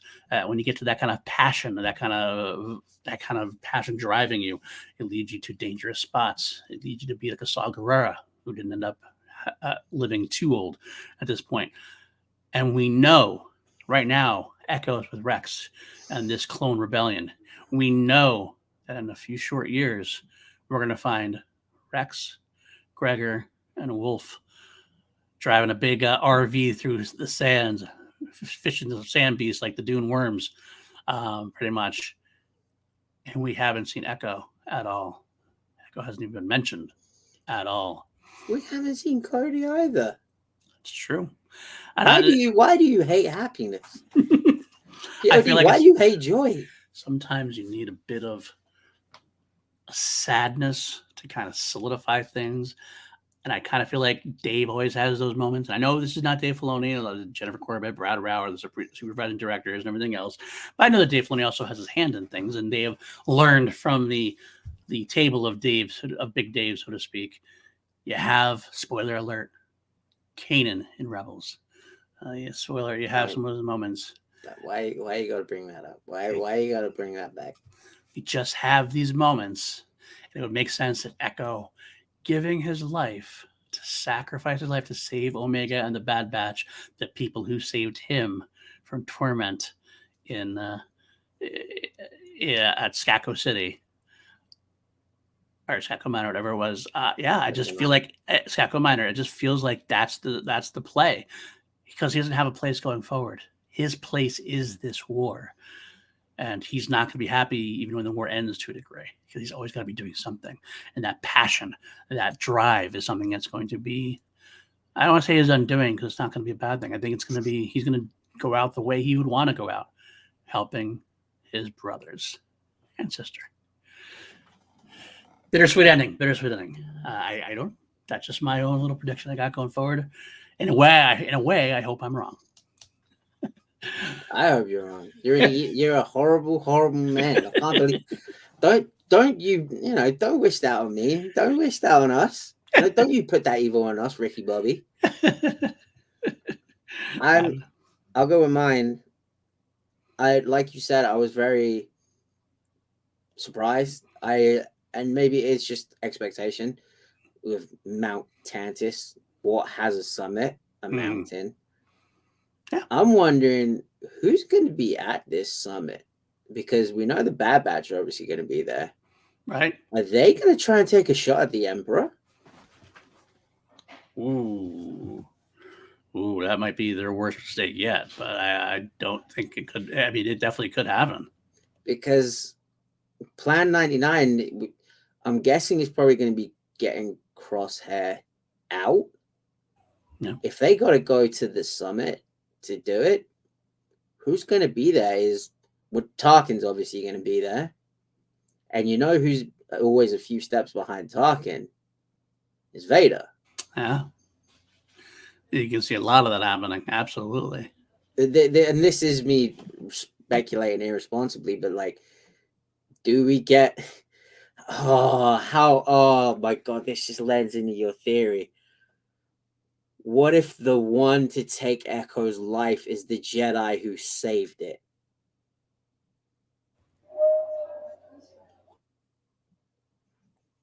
Very, very interesting. Very, very interesting.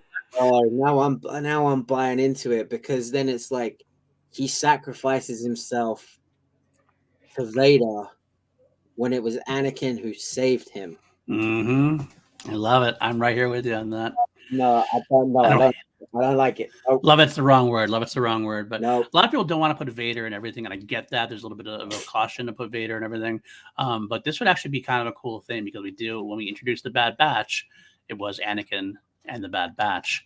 having Vader ending the Bad Batch, because this might be it. This could be the end of the series. We don't know. There's no announcement for season 3 yet. It does feel like, I mean, halfway through the season, I would have said we're getting a season 3. Last couple episodes, I kind of feel like they might be wrapping up. I'm not sure. They might be wrapping up. Maybe they didn't know if they're going to get canceled or not, so they're kind of planning it out to be a potential ending. It would be kind of poetic if we begin with Anakin and the Bad Batch and Clone Wars, and we end with Anakin and the Bad Batch at the end of the series. No, I don't like it. I mean, I love it because more Vader, as you saw. I have a lamp of Vader's light, which is the red light that you see the tinge. Right. But I'm also like, they have no idea who he really is. Right. Absolutely. So it to them, it's not Anakin Skywalker, it's Vader. But Vader knows them. That's for sure. Yeah. And maybe Echo, this is where Echo finds out who he is, and right before he... Poor Omega. All right, then any last bits we have about this episode of The Bad Batch? No bits about the episode. All I would say is to add to my little point earlier of just enjoy these stories, because we saw everything that happened with DC lately. Maybe there might come a day where Disney start looking at Star Wars and being like, what benefit are we getting out of this? So my thing is, let's take these stories and just enjoy them while we have them. And I will add to that and say we are lucky to have these. We are lucky to have more Star Wars. At the end of Revenge of the Sith, we thought that was it. We're going to get the Clone Wars TV series at that point, but potentially that was it, though. There's nothing more coming. We are blessed of getting these possibilities, getting these things, get to see Hayden Christensen and Ewan McGregor as Obi-Wan or Anakin again. We get to see Dave Filoni's characters still continue on with the Bad Batch, things of that nature, Tales of the Jedi. We're getting an Ahsoka series, all the stuff. We're getting more movies. Enjoy that. Take some joy in that. You get to go to the galaxy far, far away. It might not be for you. Some of it might not be for you. And if it really upsets you that badly, then leave. Don't watch. Go back and watch the original trilogy. Go back and watch the prequels if that makes you happy. Go back and watch the Clone Wars if that makes you happy. Watch what you want to watch. Enjoy what you want to enjoy. And here's the greatest thing about it. The greatest thing about it that people, I'm going to let you in on a secret. Headcanon is just as important as actual canon. These are fictional stories. Disney can tell you what's happening. If it doesn't work that way in your mind, you don't want to see that Luke end up in The Last Jedi, you can believe otherwise, and you can have your own time. You have your own Star Wars universe in your head, but there's no reason to go on the attack for anybody else. Let people enjoy what they're going to enjoy. Let people enjoy what they're doing. You do you. Let other people do them. That's it. All right, that's it for us this week on Holy Snokes. Thanks for sticking around for us. It's a long episode. Hopefully next week will actually probably be just as long, because we have some big... Probably longer because it's a double... We're actually... I'm going to try. I am going to try. Hopefully we can do it. I'm going to try to do the 2 episodes next week, where we do the Mando one week, and then the Bad Batch double episode next week for the season finale. Probably would be best. I appreciate that as well. Hell, I might even switch it up. Maybe Wednesday will be the Bad Batch finale, and I'll do Mando on Thursday. Who knows? We'll see what's going to go on. But until then, if you enjoy this thing, like I said, hit that like, hit that subscribe. On that march towards 500 subscribers, we could really use your help. Of course, you can also help us by patreon.com/PLD Projects. Going to throw out a couple of names here. We got John Lestrina, Jeff Alsman, Brendan Buckingham, Matty Kearns, and new to the project's force, Jeremiah Morris. Jerry, loving my buddy. So glad to have you on board. Jerry the Jedi himself. Jerry the Jedi himself. That's right. And we do have a lot of stuff going here on PLD Projects. Yesterday, I dropped my interview with Kenneth Johnson, the writer, creator, director of V. I watched that actually. That was really good. I was wondering. I was like, how is PLD going to be composed in this? And I was watching it just to be like, is he going to freak out? No, you were super professional about it. You had great questions for him.